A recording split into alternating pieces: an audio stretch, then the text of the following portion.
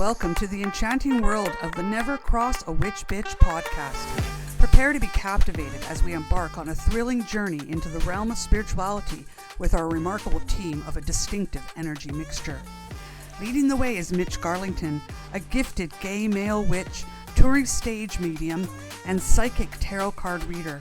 With a background in the competitive corporate world and experience as a Cher impersonator, Mitch brings a fresh and unique perspective to our discussions. Next, we have Lucy Locke, a former fundamentalist Christian missionary turned sex shop manager turned professional dog groomer turned psychic medium, trance channeler, and tarot card reader. Her incredible transformation into the spiritual world is truly inspiring. And last, but certainly not least, we have Carly Batten, a second-generation practicing pagan, intuitive oracle card reader, and spiritual mother to many. Carly brings a grounded approach and simple understanding to the complexities of spiritual living. Together, we form an unstoppable podcast as we delve into all things spiritual and the journey of life. Our mission is crystal clear: to spread the message that spirit embraces all and that each of us is on a spiritual path, whether we realize it or not. So buckle up and get ready for an exhilarating adventure with the Never Cross a Witch Bitch podcast. Please note that all ideas discussed and presented in this podcast are the personal opinions of the individual podcasters and do not necessarily reflect the views of each other or the viewers.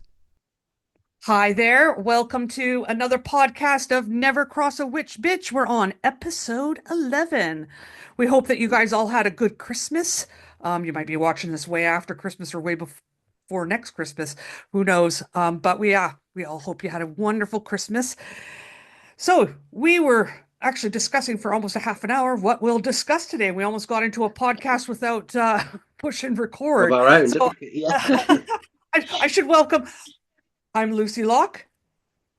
I'm Mitch. And I'm Carly.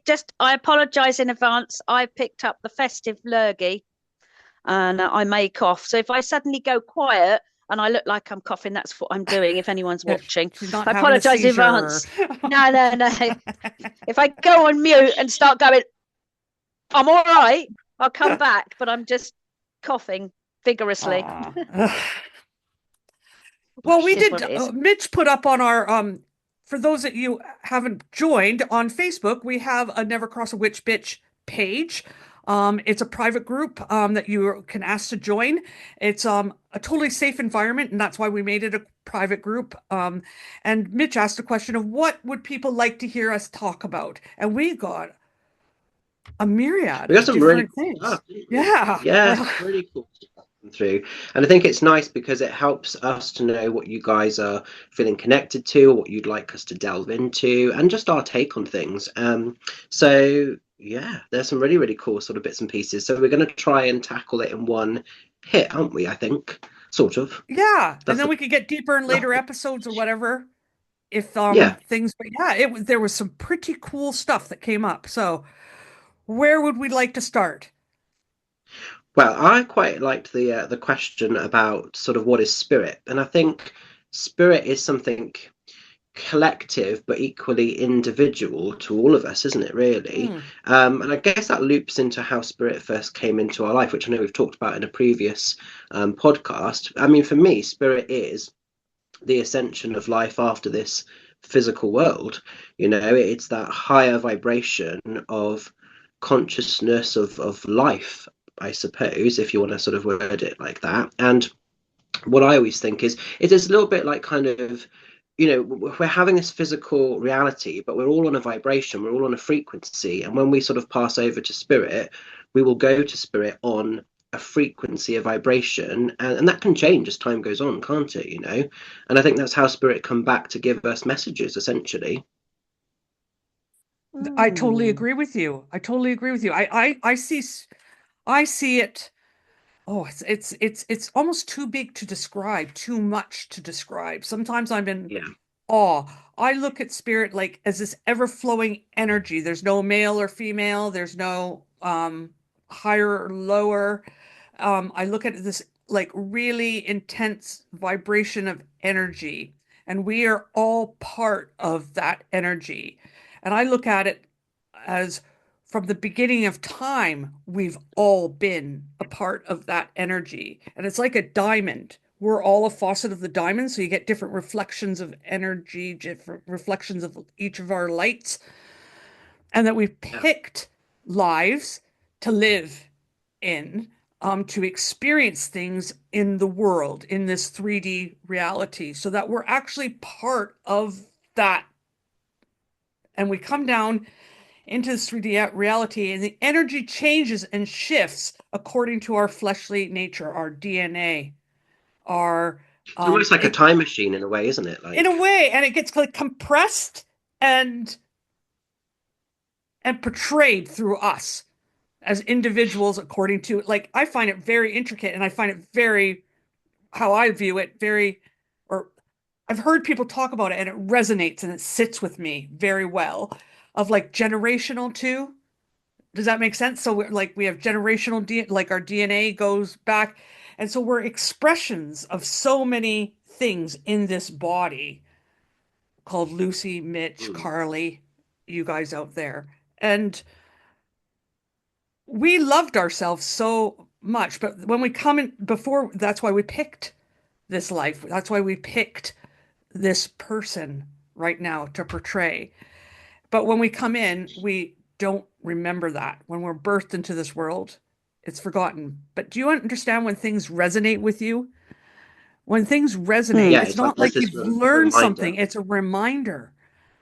Yeah. And And it's interesting you say that, because I don't know if you've seen it before, but I've seen documentaries where people have come into this world, but they've remembered pieces of their past cycle in the early sort of stages, and then as time goes on, they kind of forget it, sort of thing. yeah, But it's like you say, remembering that kind of that piece from their past almost. yeah, I think it's so intricate how the energy works that we don't have one of how spirit works, but we are getting there. So like for Mitch, your gifting is like mediumship, you really, you can hear from the other side. You can get intimate details that are mind blowing. For me, it's more, I have glimpses of that, but for me, it's like almost a psychic intuition of like knowing about the person, knowing what they're feeling, empathy, deep empathy, but it can get very intricate where I can feel very intense things about their lives or things that have happened to them that spirit is wanting to heal and love and that kind of thing. And that seems to be where, you know, and I love doing trance too. So that's like allowing and opening myself up for spirit to us a part of the energy to speak through me that possibly like that lived before on this earth. And I Yeah. love doing that. So like it's so different for each of us. Carly, what is your experience? What is your thoughts on it? I was sat here listening to you and Mitch, and I sat and thought, well, I've actually never really thought about it. It's going to sound really weird because I've just like accepted it when it's appeared, but I've never thought about it further. That sounds a bit blasé, and I don't mean it to come across blasé. Well, It's a you bit like, are oh, they just nature. appeared You and that was are it. the empress. You know what I'm saying? You are the mother. You are part of Gaia. You are the pagan that loves the earth. Does that make sense? So it's kind of like just Yeah.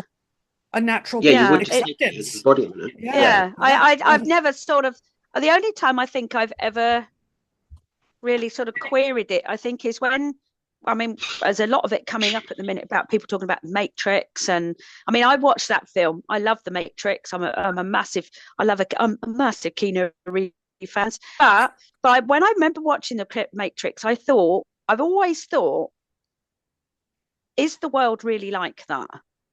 Are we living in a dimension that like a what we simulation. see? It's like, yeah, because when if you amazingly think the way your eyes see things, your own personal body actually sees things upside down, and it's your brain that turns it the right way up. So it's that blows my mind all the time, and that's just us. So if we seeing things upside down, but then our brain turns the things the right way around. Who's to say that the world that we're seeing isn't the world that we're seeing? That's You quite get my interesting. gist? Yeah. When I was a kid, I used to always think, like, can everyone see what I'm seeing, or am I the only one seeing this? I used to really I get see. I used to think that. yeah, all the Yeah, time. I used to think exactly the same. Yeah, I used to sit there and go, why am I sitting? Why? I used to ask myself, I remember I think I just started secondary school. So I was about 11 or 12. And I'd sit there and go, why am I why am I Carly? Why am I seeing the world through these set of eyes? Mm. What a strange question to ask yourself at the age of 11. Now, sat here talking about it, it's like that is a really odd question to be asking yourself at the age of 11. And I so still remember it to this day, sat in my bedroom thinking to myself, why am I seeing the world through these eyes? Why aren't I seeing them through someone else's eyes? And it wasn't like what makes Carly. It was like, why am I seeing it this way? And it's something I've always remembered. As far as sort of like spirit coming and working with spirit, I think the only question I've ever really asked and thought about is the plane side of things. So we always say the other side. So are we on different planes? Are we on different, is it frequencies rather than planes? Is it the fact that there's terminology? Is it we only use that planes as in rather than frequencies because planes is easier to understand with everybody? Do you know what I mean? I kind of like frequency. I was watching I a see video on YouTube. Frequency. Yeah, I was watching a video Yeah. on the other day, and it resonated with me. A woman talking about how to hear from spirit or spirits, like if there's, and you can do it. And I believe eventually, maybe not in our lifetime, but we're going to be telepathically able to talk to each other. Does that make sense? Like, Well, we so used to be able to do that when we were cavemen and Neolithic. We've just lost that sixth sense because of evolution, and we have phones and email. So we can do that, but we just have lost that ability. And like you saying, Lucy, I agree. We're going to get back to that. Absolutely. Sorry, yeah. I jumped in. Carry on. That's all right. That's all right. I was so like I've experimented with it, and I've had it happen naturally too, where I've really thought about someone. And so it could be a living person or a dead person. For me, it's been both, but I'll go into a living person where I've really thought about them, and it's almost like you hit that frequency where you're like they're there in your mind's eye. And a day or so later, they'll call you or write you or creepily do what Mitch's camera does when but they'll call you or write you, or all of a sudden on Facebook they'll add you as a friend, someone that you hadn't heard for, and I feel like that is that energy, that frequency. You've gotten onto the frequency where you think, and like this person was also talking about that you could talk to anyone that's passed away by just thinking about them, and thinking about who they are and just putting it out there. And they want to talk back to you, but it's whether you believe what you're getting back, if that makes sense. And that's where the trickiness Which comes that goes from. I into feel spirit's always talking to us, always, in some form or another, but we're not on the frequency. And then a lot of it comes down to belief. Like I was talking to my mom the other day. She goes, "Oh, I haven't heard from your grandfather." I said, "I've heard from him loads." Loads through different mediums, and I'm always telling my mom what he said. But my mom, she's so she won't mind me saying this, but her belief would be right away, nah, that's not what he would say. She would say something like that. Yeah. She would disregard it, and then it just nullifies everything that's happening. And I was explaining to mom. I think that's the frustration, I think, as a reader. Like, people want so much the things they want as opposed to what spirit is able or needs to bring forward. And they get sort of, I hate it when someone sits down and said, "Oh, me and we'll say my mum who's passed, we've got a code word. What's the code word? And like, I'm not going to get that for you, because I know when I get something like that, spirit will just put a block and they'll say that's not how we want to work.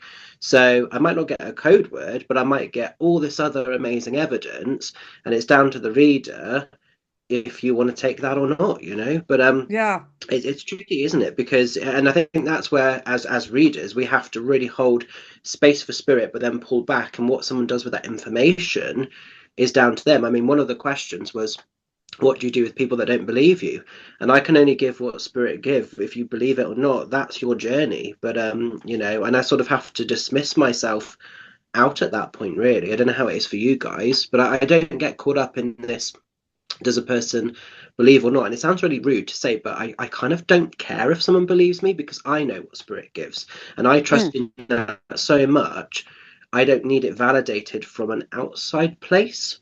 I agree. But that brings I feel spirit shocking. will validate it. It will validate it. It just Yeah, won't be with me there. So, a person might walk away and go, "That's a shit read." You know what I'm saying? That was a shit read. And then but I really truly believe that spirit will show them what was meant from that, and it will register with them later on yeah, definitely, in private definitely. or through a series of events. So it's just that trust, and that's the hard part, is we want evidence, evidence, evidence, evidence.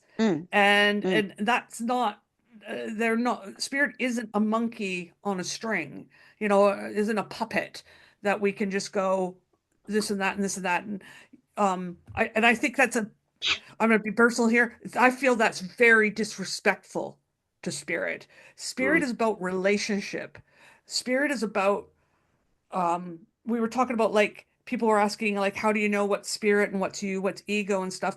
The number one thing is the spirit wants to help you get to know yourself so well. And a lot of people don't want to do that. They want to bypass it. They just want Yeah, what they consider the good stuff over here. Well, that knowing yourself and knowing who you are and be able to distinguish what is spirit and what is me, or a blend. There could be a blend going on where it's a both of you and spirit. And so it's just figuring all that out, but it's by getting to know yourself and getting to know the ugly parts of yourself too. I truly feel that, because there can be bias in reading. All kinds of stuff goes on in readings if you're truly not clear and don't know yourself. Um, yeah. Anyone else has thoughts on yeah, that? Sorry, my brain just went, yeah, eh. yeah. No, no, that's really cool that you said that. I mean, I actually think that, like, my days as a kid when I was bullied, I see that as a massive reason, or part of why I am the medium I am today, because that whole period of my life, it sort of forced me to have a deep relationship with my internal spirit, because Mm, I didn't feel like I could go to teachers or parents, or I didn't feel anyone was able to protect me, so I had to go inward and actually understand me on a very deep level. And I think maybe this is why when I get messages and stuff from spirit now, I can quite easily decipher that's spirit, it's not me, as opposed to what comes from me direct, because I was forced at such a young age to form that bond with myself, which a lot of other people of my sort of age range around me at the time, they didn't have that. They didn't have that connection with who they were as a person. They may have been lovely people or whatever, but I could just see you don't know yourself. You've lost, or you're not understanding your identity. Whereas for me, I feel like that was forced from quite a young age. But I think it's sort of held me in good stead for my mediumship, because if I hadn't have maybe had that, would I be as clear in my connection with spirit as I am today? Maybe not. We don't know. I That think that was part of your soul often takes journey. in my head, actually. I think that was part of your Yeah, soul journey. For definitely. me, I had a lot of health issues. I hurt my neck. I had to get jaw surgery. There was just loads of stuff going on in my childhood that related to being different. I was noticeably physically different. I had a really bad overbite, all that kind of stuff. And I remember you say about that, no, like having to get in tune with yourself. I used to lay in my bed crying my eyes out, almost questioning why I'm here on this earth. Just total depletion, total Mm. not wanting, like wishing I was gone. But there was this inner core of me that knew I was extremely special, knew that I was like, I would deny it, but it never left. Even in my hardest times, it never left. And that, I think, is the core of me. Does that make sense? That no matter what's going on out here in this fleshly world, that was my internal spirit. That was the energy that expresses itself. Does that make sense in Lucy? Mhm. Yeah, That had been suppressed by the world, by hurts, by all that fear of letting that be seen, fear of letting people know I am special. There's only one of me. Mm. There's Mm. only one of Mitch. There's only one of Carly. We're all very definitely. unique individuals. Um, and for me, so that came out in my spirituality of really caring for people that had been downtrodden in life, have had, didn't ask for the shit and got the shit thrown at them. You know, Mm. and so like for you, you grew up gay in a time that gay was not acceptable. Does that make sense? You grew up where everyone had the right to bully you, even your own family members if they wanted to, because gay was not acceptable. So yes, you had to go you, psychologically, We you had would good go teeth. Yeah, yeah, internally. You know what I'm saying? yeah. And that has become the basis of your part of your spirituality is that you are able to support a lot of people in that. And you have. Spirit has Yeah, brought in you to where you can support people that are ashamed of different aspects of their life like that because you know it. 100%. Yeah, yeah. You've been there, Mm. and so Mm. I think our individual gifts have to do a lot with our childhood, how we were raised, things that have happened. So Mm. we do need to look Mm. back. What was going on? You know, but a lot of people don't want to look back. But that's where Definitely. your most biggest gifts are. Mm. Yeah. Mm. What's your thoughts, Carly? Well, I mean, I completely and utterly agree with looking back because I'm a great one for also, people who don't want to look back. Sometimes if you look back, you realize how far you've come. So Hmm. even whilst looking back to yourself feels like a negative thing, it's actually a really positive thing because like you can see how far you've moved forward. Um, I mean, me as a kid, um, I always felt I had a very small group of friends, possibly one or two friends, three or four friends. I wasn't the in crowd. Um, I had horses. I think we've spoken about it before. So going to a city school, going to a town school, because I wasn't born and bred in Wiltshire, and then being there's 1,000 pupils in the school and only being two pupils in the school that got horses. Excuse me. You were sort of stuck out a bit like a pimping on elephant's ass, really, to be fair. If you went to school with a wax proof on, I mean, we didn't have a lot of money. We worked bloody hard for what we had. Um, so, I had one coat and it went to the yard and it went to school. So if it rained on a wax proof, it stunk. So when you're sat in class and that's now humming very nicely of horse, and a lot of people don't like the smell of horses from town. So you can imagine the jibbing you get at the age of, Mm. 13, 14, 15. Um, Mm. my name's Carly Batten, and it was Carling because obviously the lager Carling Black Label was out then. So my name then got associated with Carling Black Label, and I lived in varying things, including a stable. So the rhymes, kids can be quite cruel when they want to be. Um, and I did used to let it go, and it takes a lot to push me. Um, I'm quite a passive person, but there was times when it felt like I was going to break, Mm. um, and there was times when I'd sit in the loo at school and cry and think I couldn't carry on. Um, And then I was very lucky. I had ponies. I'd go and see my ponies every day, every evening, and my world would get better. They loved you And unconditionally. Yeah. yeah, all the shit I had during the day would all go out the window. You go and give your pony a hug and get covered in more crap, put on your wax proof to take to school for it to start again the next day. But I rode through it, but I always nobody intended at all there. But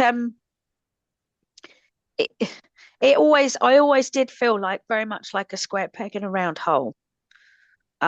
I always felt I was older in my years.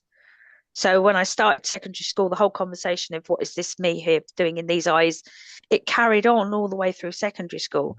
And I would have days when I felt like I fitted perfectly all right with the group of friends I had. And then I'd have days where I felt very old in my years. And I'd suddenly feel a lot older, a lot wiser. And I'd sit there and I'd look at them all, and they were all being normal teenagers, bickering them. He said, she said, they said, she said, they said, I ate her, she did this, and all that. And I'd sit there and go, what is the point in all that? Mm. And it's so whilst I didn't have a majorly traumatic time, I had the secondary school bullying, I think it's You still sort definitely. of singled out, weren't you, in a way? Like we all, I was, even yeah, we're all different, but we've all kind of been yeah, I've segregated, been singled, singled yeah, out. yeah. I mean, you could say, oh, that was my choice because I had horses. Yeah, I did, but I think if I didn't have them, I probably would have struggled a little bit more. But But I it think wasn't that allowing you to form that yeah, bond, wasn't it? Yeah, sorry. Yeah, I think it yeah, creates an empath.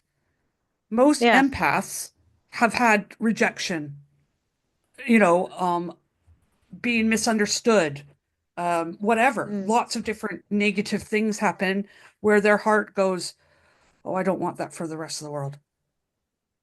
Mm. yeah, yeah, And you're very much like that, Carly. You're the one that at the fair wants everyone to feel accepted and comfortable even when it's not your own fair. You know what I'm saying? You want yeah, you yeah, know and there's that empath yeah. going on there. So yeah, like how do we hear from spirit? That was another question. Like, or what? And what I I wanted to mean, for put out me, that is there, interesting. yeah, go for it. I Go was going for to say it. that's really interesting because, like, we're all different people in the world. Spirit is that way as well. They work differently with each of us, and each spirit has their own individual makeups and mechanics. So with some, spirits, you will hear them very freely. If someone was very loud and whatever in life, they tend to be that way. If someone was very quiet and they didn't like to sort of pester, the way that they work might be more sort of gentle or whatever else. I think that's quite a kind of interesting question because it varies so much from the frequency that spirit carried when they were physically alive, as to how they behave, I suppose, in the spirit world and how they interlink. I've had it before where people have come for readings and that person they're wanting to sort of hear from may have been very homophobic. And so, whilst I could feel they were there, they chose not to come through because they carried that sort of attitude in life. So it Mm, can vary so many ways, can't it? And then how we all independently hear from spirit will be individual to us. I mean, for me, sometimes I hear spirit directly. A lot of the time, it is a load of thoughts placed into my head or my subconscious, I suppose. Hmm. mm, Um, and I know that they're not my thoughts. And I think that's the thing is trusting.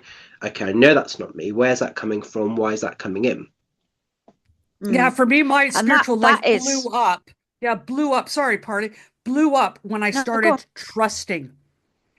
It Ooh. blew Mm, that when I started trusting, that's when my life started to really move in the spiritual community. mm, Before that, I think I always heard, things were always there, but I just disregarded it or didn't trust it or was too scared to admit to it because I thought people would think I'm weird and I was already weird enough, that kind of thing. And it wasn't until I yeah, embraced and I had people that surrounded me like a circle and stuff like that that said, yeah, yeah, I can, where I could practice. And they go, yeah, totally get that one. Yeah. that's true for me. And so it builds. It's like an energy build of confidence, and also that's energy itself, confidence.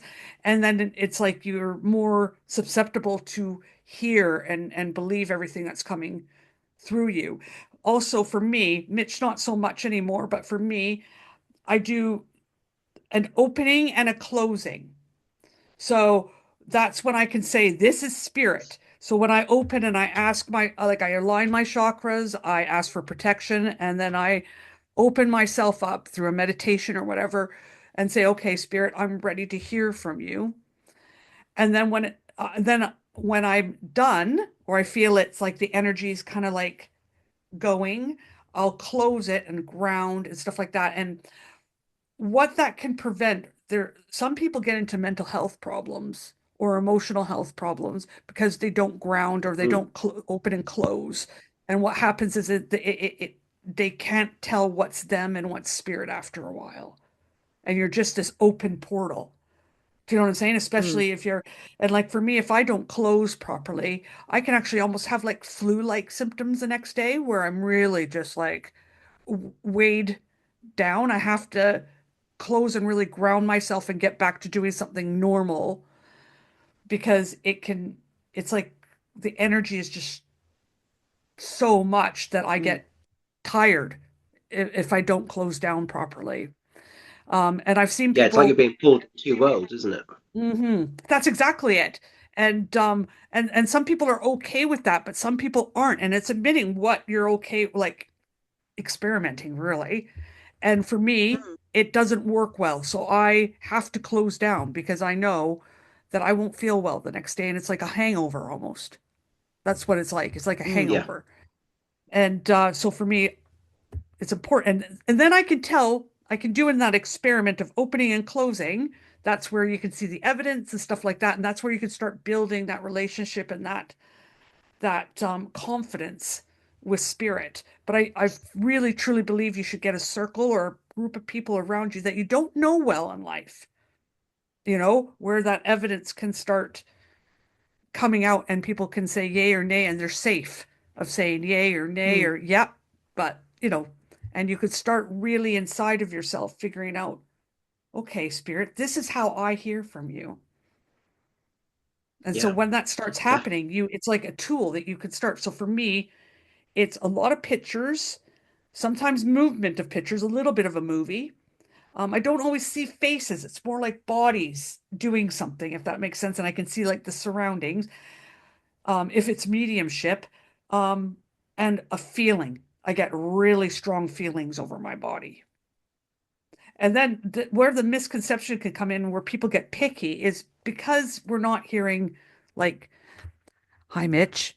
It's my name's Eric, and I'm coming in for that woman in the front row there, and I smoked 12 packs of cigarettes a day, and I had numerous girlfriends, and my favorite color is blue." That doesn't how it works. Maybe for some people, what it is you see this stuff, and then you have to interpret it, Yeah. right? And it's interpreted through your knowings, your wordings, does that make sense? And that's where people go, nah, Mm. nah, because it's not, and it's opening up and going, you have to realize there's an interpretation going on here. You almost have to become that storyteller, don't you, a little bit? Yeah, Mm. yeah. Mm. Mm. And pulling out those pieces of information is not easy, is it? Because then that's where I think, I don't know how you guys feel, but I know that's when I mean, I work intuitively. I don't work on a full mediumship level, but spirit give me things. So my guides, which I know is another topic of conversation. So my guides will feed me things that the person in front of me needs to know. So I work a bit like you, Lucy, where you have that feeling along with the picture in the head. Um, and then you know that there's a connection there. So it's not like reading. We were talking earlier on about imagination and intuition. How do you know the difference? Well, imagination is when you're reading a book or listening to an audio book, or someone is telling you something and you can see that movie reel in your head, that whole story is playing out, and there's no feeling with it because it's just a picture story. It's just a cinema seat, you know. But when you're working with spirit or the guides are coming through, they then also give you that feeling or that ache in that body of that body part along with the pictures so that you get an extra confirmation of what's going on. And I think the bit, what I just sort of was thinking about is we get that, I think as readers, we get that tiny bit of doubt when we pull that information forward and interpret it how we see it. I think that's when we have that little bit of, is that us interpreting it, or is that what they want? It's that whole pulling that information forward. That's quite, when you think about it, as we're talking about, it's actually a really difficult thing to do. And we really have to trust that that piece of information that we are intuitively pulling forward to use, bearing in mind, we're given a lot of information, we're given a lot of feelings, a lot of picture show, you know, to pull that information forward that we need to pull forward. That's a lot of trust there, isn't it? A lot of going, well, okay, I'm going to have to go with that because that's the piece that I feel that we need. So it's quite an interesting conversation, isn't it, really, with the whole pulling those pieces of information forward and how, oh, I mean, it's very difficult, isn't it? I mean, we all sort of, how do we initially see spirit? I mean, how, you know, if you're first starting out, like you say, Lucy, sitting on circle and sitting with people that you don't know as well as you know, you might know your best mate, is using those tools that you have and gaining the confidence, isn't it? It's like going to the gym. The more you use that spiritual muscle, the stronger that spiritual muscle gets. And I think that's the real key to it, isn't it? Is sitting and allowing, but it's also, I think, not letting, being in a place of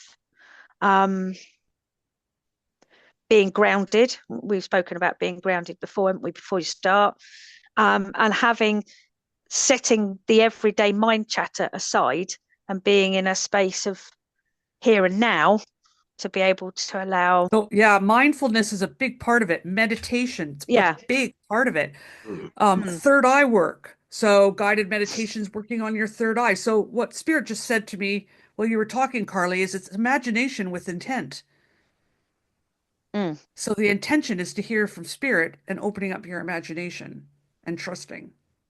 You know, and setting the aside. right vibration, isn't it? Yeah. Yeah. My mentor, one of my mentors said something to me really, one of the best pieces of advice from a mentor I had a long time ago was, when giving a message, don't get kind of caught into the cycle of becoming a nosy reader. So don't get caught up in wanting to know what it means for you. And I think that's another problem. A lot of people, they want to know what it means directly for them. And if they can't make sense of it for themselves, they maybe won't give the information, or they'll rephrase it. And I think it's trusting to just give what you get, however weird or wonderful, even if it doesn't make sense to you. I mean, I always remember there was a reading I did for somebody, and all I saw was this lake, and I was like, I have no idea what this means. And I said, but I'm just going to tell you about this lake that I'm seeing. And I nearly didn't sort of give the information, and they said, yeah, it's the anniversary of their son's death. He died in this lake. And I wasn't being shown the whole pieces, but I was just being shown the lake. But that was enough validation that they understood exactly what it meant on the day that we were discussing the read, sort of thing. And I think that is the thing. It's letting go of this need to know, isn't it, almost? Yeah, because I'm a nosy person, so I sometimes know I'm getting in the way, if that makes sense. Like, because I kind of, I want to have it like, I want to be like Tyler Henry on, you know, we watch these Netflix specials, and Tyler Henry's a young guy, and like he gets right into it. Yeah. You know, I don't know how fake it is. You know what I'm saying? It could be totally fake because it is TV, you know. But like it, you know, he's like, oh, I have your Aunt Erica here, and she, you know, and it's like, holy shit. Like this guy knows intricate detail. And I know you can be like that, Mitch. But for me, yeah, one time I was doing a read for a woman, and she said, do you have anything for me, like from the other side, regarding my husband? And so I said I could try. I was just honest with her. I said, I'll try. And I closed my eyes, and I just saw this man with no, like, in these old baggy jeans that were a bit dirty. Like I just saw him from the waist down, and his, like, he had no bum. They were just these jeans that you would wear around the house, kind of like to do work in or whatever. And I said, Mm, I see these dirty jeans. And she just burst out crying. He never took those jeans off. He loved those jeans, and it's like, that means, Mm. it's almost, I wanted to disregard it. But it was so, does that make sense? It was like the spirit was saying, no, you mm, Yeah. tell. So it can come mm, with a lot of, like a lot of pressure where your heart starts almost, where it's mm, like you feel that, like you need to tell that person that, mm, Yeah. you know? mm, But that probably meant more to her than just getting a Yeah, name or something, whatever else, the mm, fact that that was yeah, mm. specific to just him. yeah. And that was Yeah. between I've them. had Does that that make happen. sense? Those jeans. Yeah, yeah. Yeah. I've had that happen at the stall, and I've been stood at the stall. And as you guys know, I like to come round the front. I don't like talking over the. I Oh, love the yeah. table, but it's a barrier. Well, yeah, you know me. And so I always like the gave. And so I want. Hey, I'm slightly delayed. I have a lurgy. Bear with me, wicked man. Right. So, I like to stand in the front of the stall, and I'm going to rephrase, Naked. and talk. Yeah, only on a dark moon. That's right. Anyway. The pagan in her. Oh, you've let me dirty secret out. Anyway, so don't make me laugh. I've been doing so well. And I've stood there and I've spoken to someone, and that feeling you're talking about, Lucy, that intense. I've got to say something to this person, and if I don't say it, I'm going to get a spiritual slap. You know, when you get that point of You know you're going to be that disappointed in real, like, yourself. I think that's more what it is. You're going to be so yeah, disappointed yeah, in yourself because you know that something yeah. was there. It gets to a point where it's like you feel like they're going to take over your mouth and make you. Well, I mean, they do anyway, but they channel anyway. But literally, I get this feeling if I don't say something, my mouth is going to move and it's going to come out and it's not going to be me, which it never is. But even more so, it's not going to sound like me. So I've been to that point and I've had to say to someone, I'm really sorry, but I've got to say this because if I don't say it, I'm going to get told off. And then I've gone, blah, blah, blah, blah, and then they've looked at me and gone, yeah, I'm moving, or something else is happening, or this is happening. And I'll go, okay, right. Well, this is what I need to tell you, and realize it's not from me. But at that point of urgency, and it's quite powerful, isn't it? That if you don't say something, and it actually, when it's that powerful, it overrides your own, we talk about ego, but it overrides your whole doubt mechanism as a human being. It actually overrides it and says, just ignore what's going on and just do as you're told. And you go, all right, yeah, okay, I'll do as I told them, Or it's that far-fetched that you go, I've got to say something because this can't possibly be me thinking this up at all. This is ridiculous. And then that splurges out. But that feeling, it's just reminded me how intense that feeling is and how that it's a bit urgent, isn't it? When you don't say it, you get it's a little bit of an urgent feeling, isn't it? There's an urgency behind it to say it. It's quite fascinating, quite a fascinating feeling. So it's spirit. They work in a very. Isn't it funny how even though we all work differently, 80% of the time our feelings and things that come through are nigh on nearly the same. But it's like driving, isn't it? We all have our own technique, but the baseline of driving is the same, isn't it, really? Yeah. Yeah. What about you guys in guides? Do you know your guides? Can you see your guides? Have they introduced themselves?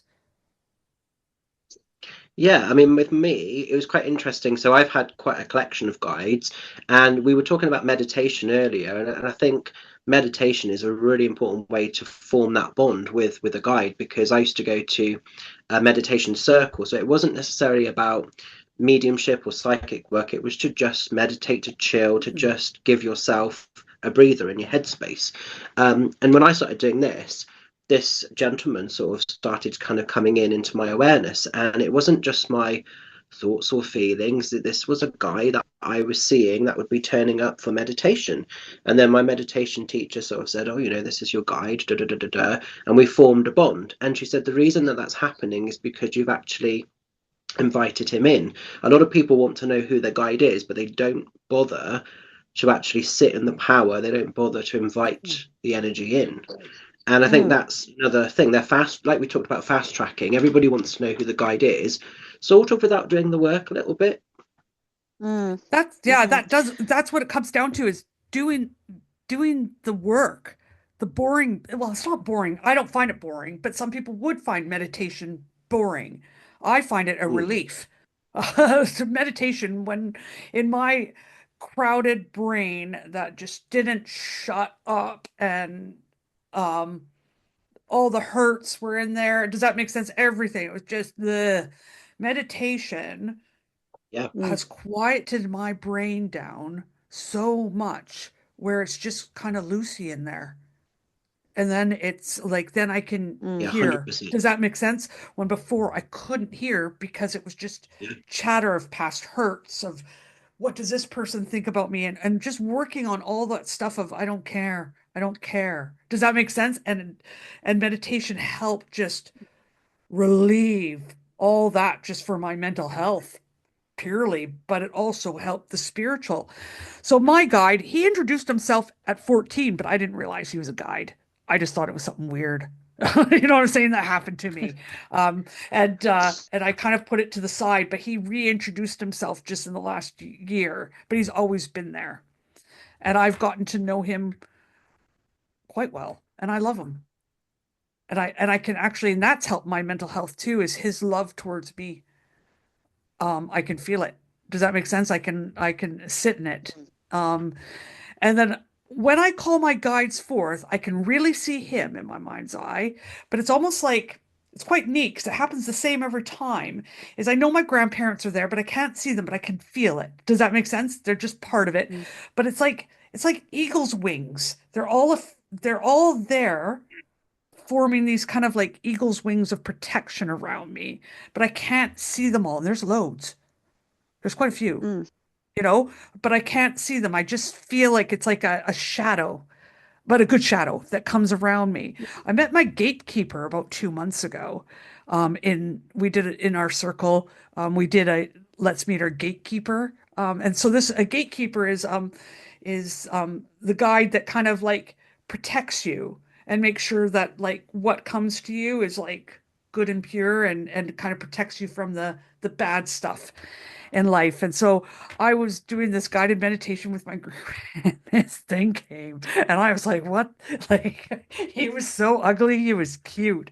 People are like, oh, it's, they got a little boy or a man, and I got this gargoyle of a thing. It was non-human, okay? And he was there. He was like present, okay? I could see him as clear as day. I could feel his love towards me. And that's what I love about the guides. It's just the love they have towards us.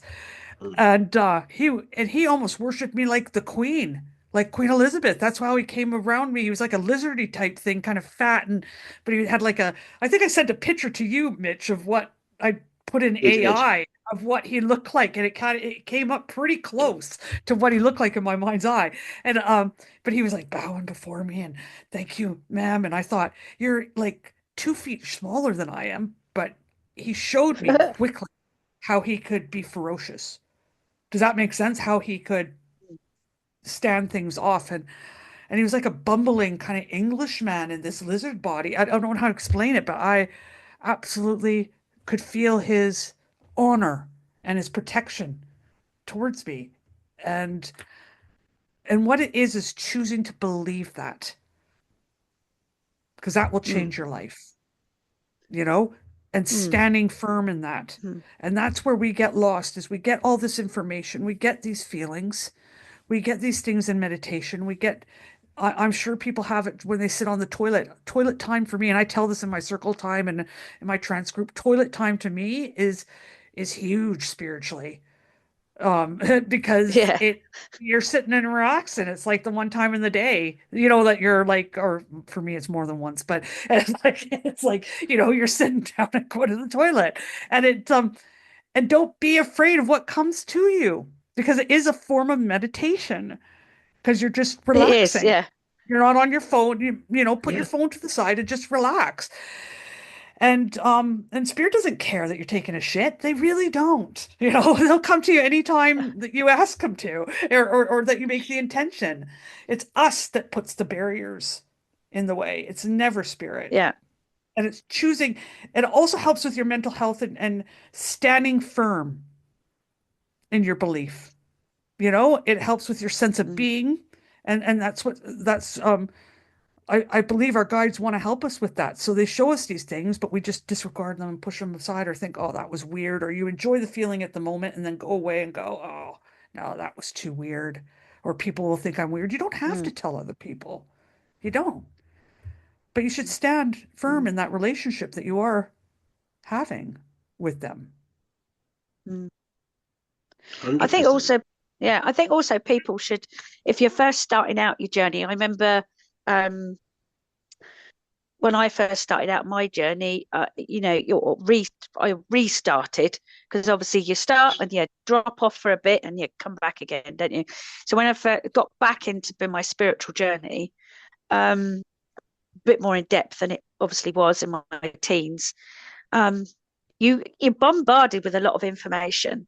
So you're bombarded with, oh, spirit guides and they should be doing this and you should be doing that.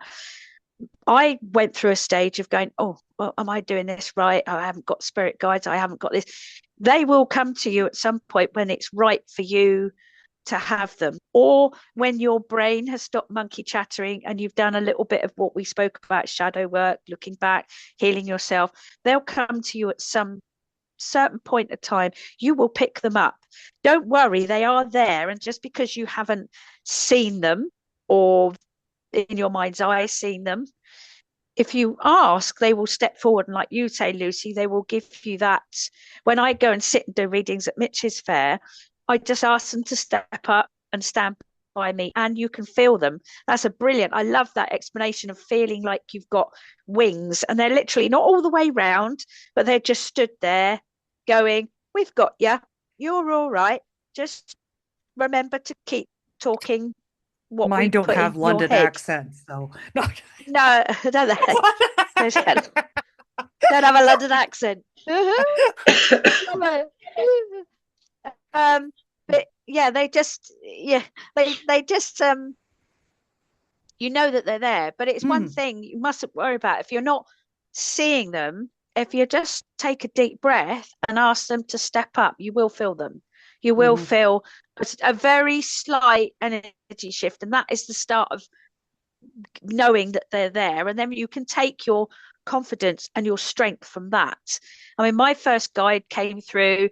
Funny enough, my mum isn't. I think I've spoken about my mum before, but my mum is an amazing reflexologist. She's retired now, but she's a phenomenal healer. And I was having my feet done by my mum, and I was in that state of well, like but not quite snoring, but not far off, but very relaxed. And he just appeared. And first of all, my initial thought was like, oh, who the heck are you? And then I was like, no, no, don't. I thought to myself, no, don't be like that. Ask him. So I said, oh, who are you? And I've still never got a name.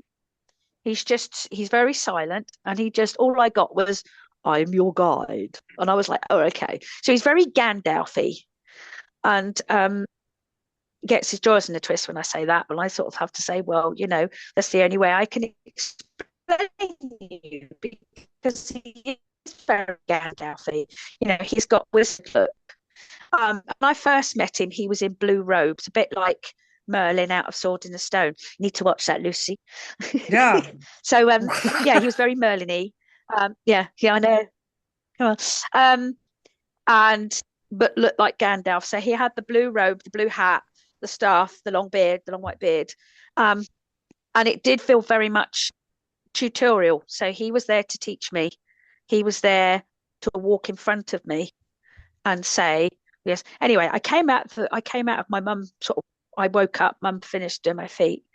And she said to me, she said, "Are you all right?" And I said, "Well," I said, "it's going to sound really weird, but I'm going to say it anyway."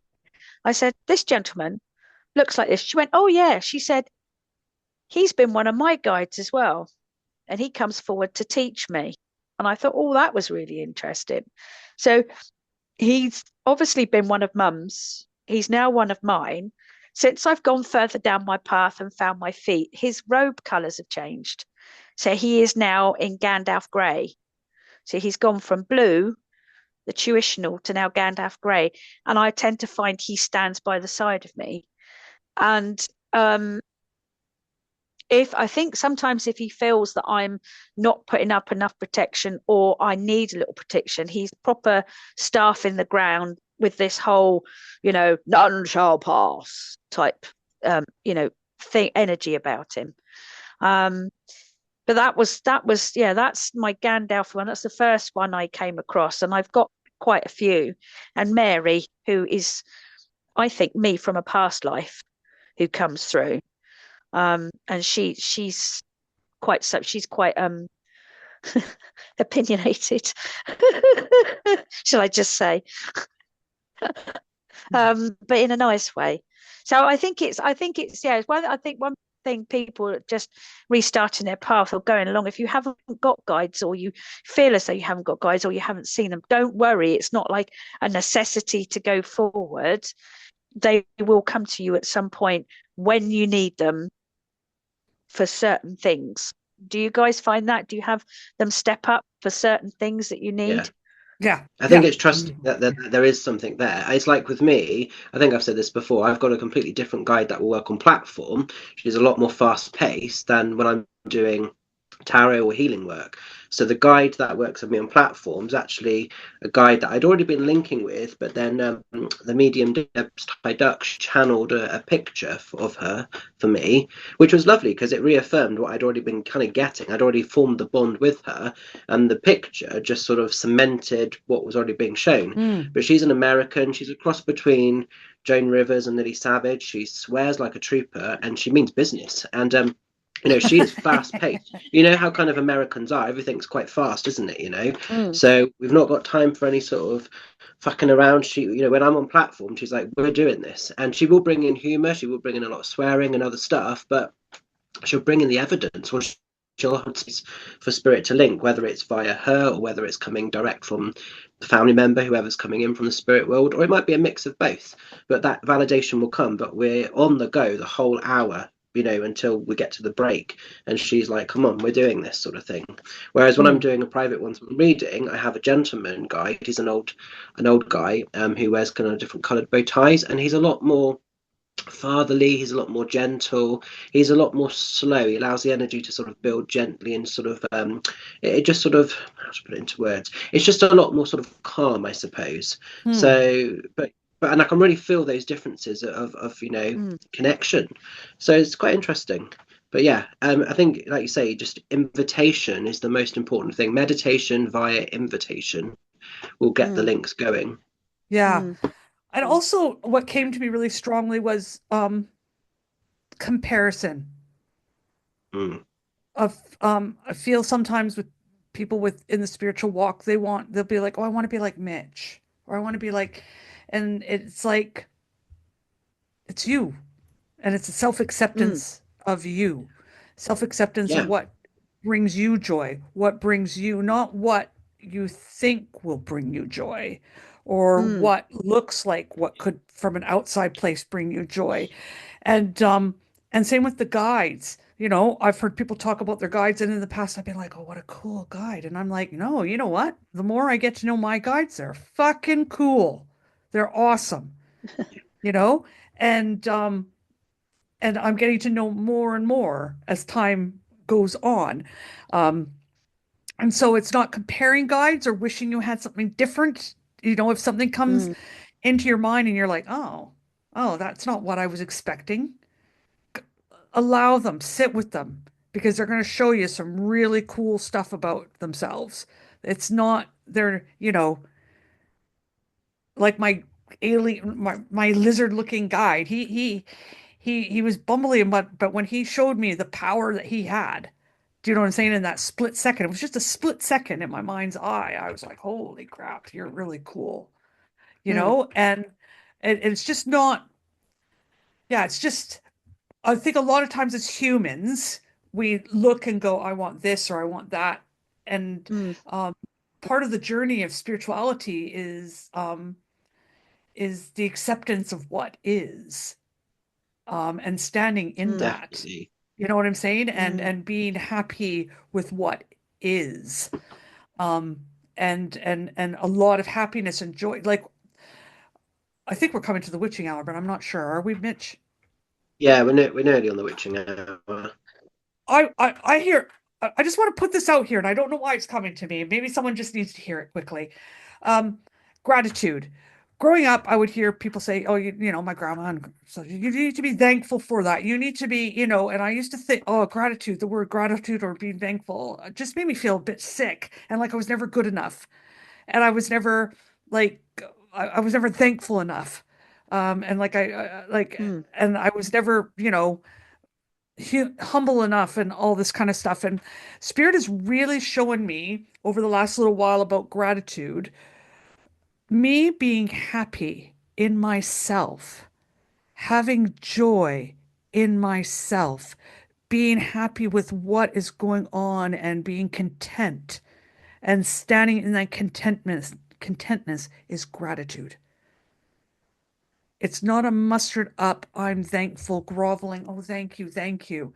It's being joyful, happy, naturally, be coming to a place that inside of yourself where that just is a natural feeling. That is Yeah. gratitude to Spirit. mm, mm. Yeah, it's living in that flow of abundance, isn't it? But not Mm, materialistic totally. abundance, Yeah, just yeah. yeah. Carly looks Sorry. very confused. She's looking like No, I'm not confused. blown No, her I mind. can.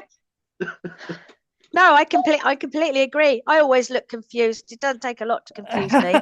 Um, no, I can completely and utterly agree. I think again, like Lucy said, you know, gratitude. People, it's that how you interpret that word and that terminology. But actually, to be grateful to spirit is to be comfortable in yourself. Hmm. And also, I think there's that misconception that people think when you've got that everything's perfect, and it's not that everything's perfect, but you Oh, just accept and you make peace with living in What an you've got. imperfect world. Yeah, yeah, Yeah, what we've got. I mean, and when Lucy was talking, and she said about, you know, a part of spirituality, and then you went to go and say something. Actually, the word that came into my head as you said, the part of spirituality, and I wanted to say is individuality. yeah. So part of the spirituality is individuality, and it Thanks. wasn't because it rhymed, and I'm a poet and didn't know it. It was because that's what I felt needed to be said. Don't forget. We all love taking advice, and we all love other people's experience. That's part of humans being having a human experience, so that we also can confirm that we're not going mad and things like that. But it's also very individual to our own selves. But the more you talk to people, the more you realize you all have the same tiny little bits of connection. So whilst it's individual, we are all connected. How we get there, whether we go straight up the M4 straight to Heathrow Airport, or we go up the M4 and get off and go all the way around the M25 and go back in the Heathrow Airport, we all get there a different way. Or you We get in a hot just air balloon. do it, or get in a hot air balloon, planes, trains, and automobiles. As it's just gone past Christmas, why not? You know, Well, that like, kind of links nicely.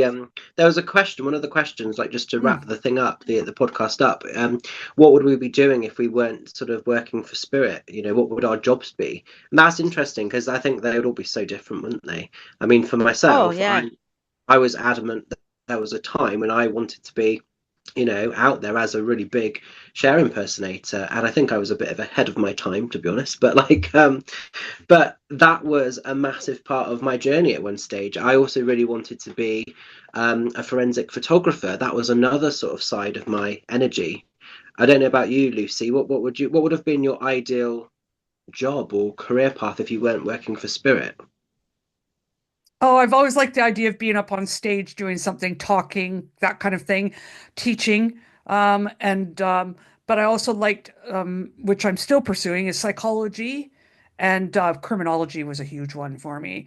And I still, in my downtime, watch my serial killer documentaries or anything, about crime. I don't know why, but it's just something that intrigues me. But yeah, it would definitely. But I see. Sorry, before we go to Carly, I'm going to go back to you, Mitch. Is those two worlds have been, I know you're not doing share, but when you're doing your mediumship and you're up on that platform, there's share-esque about you. Do you know what I'm saying? Mm. There is like certain head movements and the way you come in with your humor and all that kind of stuff. So it's like it's like no, you weren't meant to be share, but you were meant to be Mitch, who has that similar energy. Does that make sense? I don't know how to explain it. I can see it and feel Yeah, it in yeah, my mind's eye. And for me, yeah, it's like the tarot, like what's coming together for me is like my psychology, my tarot, my spirituality. Spirit is starting to blend all those things that I love to make a path for me to start working in. So I believe none of it goes to waste. Like for yeah. you, Mitch, you like stuff about forensics. You get a lot of mediumship of people passing away from deaths that forensics would have had to been involved You're golden. in. Yeah, yeah. No, that Yeah. makes sense. Yeah, definitely. What about you, Carly? Sorry. Oh no, you're all right. Oh well, I mean, I as a kid, I always wanted to be a vet, but I just wasn't brainy Mm. enough, unfortunately. Um, so I think I probably would have either ended up. Well, I was an event groom for a while, so I worked with the horses for a while. But I think I probably would have ended up being a carer or a I mean, I care for people anyway, but I think that's probably where it would have ended up going, caring for, looking after people. My daughter thinks I should be a childminder on a professional basis. So I think she thinks it so that I can end up having looking after all the kids where she works. Um, it would have been something in the community. If I'd had the brains, I would have Mm. been a vet. That's where I would have gone, or a riding instructor, but with a Carly twist. I would never have done it. I would have done the BHS levels of exams and then come out and put Carly's twist on it. So it would, have to do it to get the initials after the name. But apart from that, I would do it with my way. Um, so yeah, and working with animals and caring for people, which is very sort of earthy and pagany, really, isn't it? Very Well, it's witchy. healing in a practical way, isn't it, really? Yeah. Yeah, yeah. Yeah. I love the Tiffany Aiken books. I mean, the Terry Pratchett books, and it goes on about going around. They call it going around the houses. And you go around the houses and you clip the toenails and you wash the faces and you cook the soup, and it always reminds me of me. Sounds funny, but it does always reminds me. I go around the houses. I can see that, definitely. Yeah, same. Same. I Oh, can't see Mitch clipping old people's toenails though. no. Yeah, something you don't think about I too don't know. deeply. No. I No. think, So I apologise in advance if anyone doesn't like feet, because they're now probably throwing up in a bucket. on that note, I we are found on that the funny. witching hour, I guys. can just see Mitch just, oh. No. Kids, people, I just don't just think. No. Animals, I'm fine with. Give me an animal, but anything else, kind of have to tolerate it, I suppose. Oh, yeah. Oh, oh, I don't know So why I with that found that lovely so funny. vision in our head, See, when you work on your mind's eye, your imagination becomes very, very vivid. yeah. Oh, dear. uh, I saw Mitch in my mind's eye just almost hurling over an old man's toes that were like the nails. Oh, With a pair of rubber gloves and a bit of barbecue tongs. oh Oh, no. okay. Sorry, people. Sorry. I don't know. Terrible. All right. Shall we call it a done deal? I think we are on the time. Excellent, excellent. Oh, well, lots of love and light from me, Lucy. Thanks for having us, for Mitch. And see you next time. Lots of love from me. Bye for Bye. now.